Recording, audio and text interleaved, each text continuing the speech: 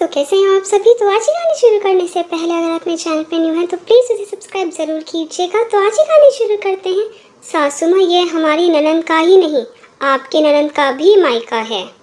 शशि आज बहुत हैरानी से अपनी बहुओं को देख रही थी, पर उसकी समझ में कुछ नहीं आ रहा था कि दोनों बहुओं को आज हो क्या गया है। अरे छोटी बहू को तो साल भर ही हुआ है ससुराल में आए, पर बड़ी बहू, उसको तो 7 साल हो गए हैं।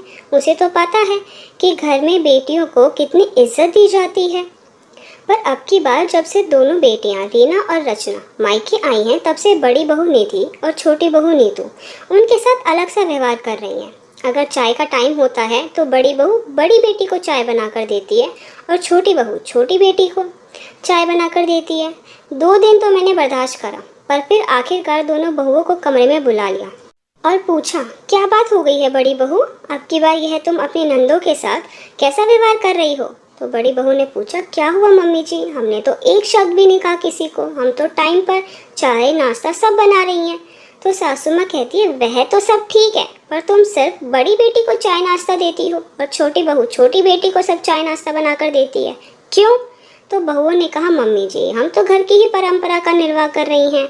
घर में बहू के आने के बाद उनकी ही तो जिम्मेदारी होती है अपने ससुराल की परंपरा निभाना। तो सासू माँ ने पूछा, अरे कौन सी परंपरा की बात कर रही हो। तो बहू ने कहा, अरे मम्मी जी, आप भूल गई क्या, आपने और चाचे जी ने भी तो बुआ जी को घर पर बुलाना, त्योहार देना सब बांट रखा है। जब वह आती हैं तो एक एक टाइम का खाना खिलाती हो आप दोनों। और बेचारी बुआ जी कितने सालों में आए, फिर भी आप उन्हें देखकर कभी खुश नहीं होती। तो हमने भी अपने नंदों को बांट लिया। अभी तो चूल्हा एक है, जब हम अलग होंगे तो बड़ी दीदी मेरे यहाँ आएंगी और छोटी दीदी नीतू के यहाँ जाएंगी। तो सासू माँ ने कहा, अच्छा तुम्हारी हिम्मत कैसे हुई मेरी बेटियों का बंटवारा करने की। तुम्हें पता है तुम्हारे ससुर जी की जान बसती है दोनों में, अगर उन्हें यह सब पता चल गया ना तो बहुत गुस्सा करेंगे। तो बहुओं ने कहा, मम्मी जी, वह तो सबकी ही जान बसती है अपनी बेटियों के लिए। ऐसे बाबा जी दादी जी की भी तो बुआ जी में जान बसती होगी, और हमने तो सुना है वह अपने भाइयों की भी बड़ी लाडली थी। आप दोनों अपनी बेटियों को तो बाजार लेकर जाती हैं, उन्हें उनके पसंद के कपड़े गहने सब दिलवाती हो, और बुआ जी को घर पर रखी हुई साड़ी दे देती हैं और एहसान अलग से दिखाती हो। कभी कहा अपनी बुआ जी को कि जी आपकी भतीजी भी आई हुई है छुट्टियों के नाम की, आप भी आ जाओ। माँ बाप ना रहने से अगर मायका नहीं रहता तो फिर यह परंपरा तो सबके लिए होती है। वही ननंद भाभी का रिश्ता तो सबका एक जैसा ही होता है। अब यह फैसला आपको करना है कि आपकी बेटियों का मायका पूरी उम्र चाहिए या सिर्फ कुछ साल।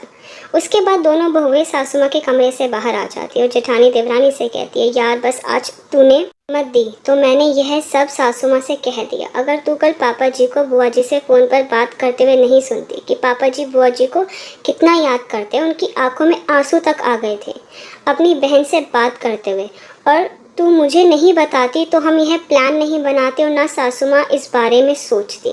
उसके बाद सासू माँ बुआ जी के पास कॉल करके कहती हैं कि जीजी कब भेजूँ आपके भतीजे को आपको लिवाने के लिए। तो बुआ जी पूछती है, पर किस लिए भाभी। तो सासू माँ कहते हैं, अरे जीजी छुट्टियों के नाम के लिए, आपकी भतीजी भी आई हुई है तो आप भी तो आएंगी, आप भी तो इस घर की बेटी हैं, यह घर आपका भी तो है। तो बुआ जी कहती है, हाँ हाँ भाभी ज़रूर आऊँगी। फिर सासू माँ कहती है, और जीजी सिर्फ एक दिन के लिए नहीं आना है, पूरे हफ्ते 10 दिन के लिए आना है, तो उसके हिसाब से आइएगा, मैं आपका कोई बहाना नहीं सुनूंगी। तो बुआ जी बहुत खुश हो जाती हैं और 1-2 दिन में अपने मायके आ जाती हैं। बुआ जी भैया को देखकर और भैया बुआ जी को देखकर बहुत खुश होते हैं, खूब सारी बातें करते हैं, पुरानी यादें ताज़ा करते हैं, खूब मस्ती करते हैं, घर में चारों तरफ रौनक ही रौनक लग जाती है।